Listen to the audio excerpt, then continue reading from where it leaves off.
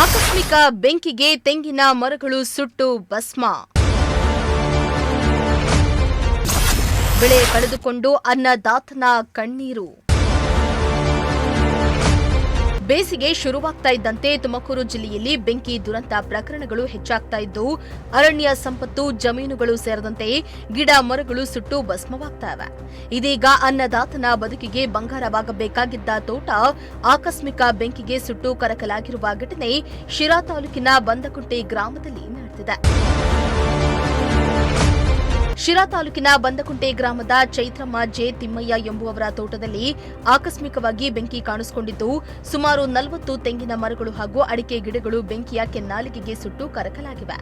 ಇನ್ನು ಬೆಂಕಿ ಅವಘಡ ಸಂಭವಿಸುತ್ತಿದ್ದಂತೆ ಅಗ್ನಿಶಾಮಕ ದಳ ಸಿಬ್ಬಂದಿ ಸ್ಥಳಕ್ಕೆ ದೌಡಾಯಿಸಿ ಬೆಂಕಿ ನಂದಿಸುವ ಕೆಲಸ ಮಾಡಿದ್ರು. ಆದರೂ ಕೂಡ ಬೆಂಕಿಯ ಕೆನ್ನಾಲಿಗೆಗೆ ಜಮೀನಿನಲ್ಲಿದ್ದ ಡ್ರಿಪ್ ಪೈಪ್ಗಳು, ಪಿವಿಸಿ ಪೈಪ್ಗಳು, ಮೋಟಾರ್ ಪಂಪ್, ಕೇಬಲ್ ವೈರ್ಗಳು ಸೇರಿದಂತೆ ಗುಡಿಸಲು ಸಂಪೂರ್ಣವಾಗಿ ಸುಟ್ಟು ಭಸ್ಮವಾಗಿದೆ.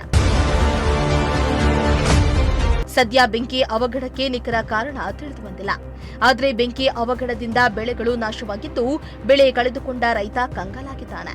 ಸರ್ಕಾರ ಬೆಳೆ ನಾಶಕ್ಕೆ ರೈತನ ಕುಟುಂಬಕ್ಕೆ ಸೂಕ್ತ ಪರಿಹಾರ ನೀಡಬೇಕೆಂದು ಗ್ರಾಮಸ್ಥರು ಆಗ್ರಹಿಸಿದ್ದಾರೆ. ಶ್ರೀಮಂತ ಪ್ರಜಾಶಕ್ತಿ ಟಿವಿ, ಶಿರಾ.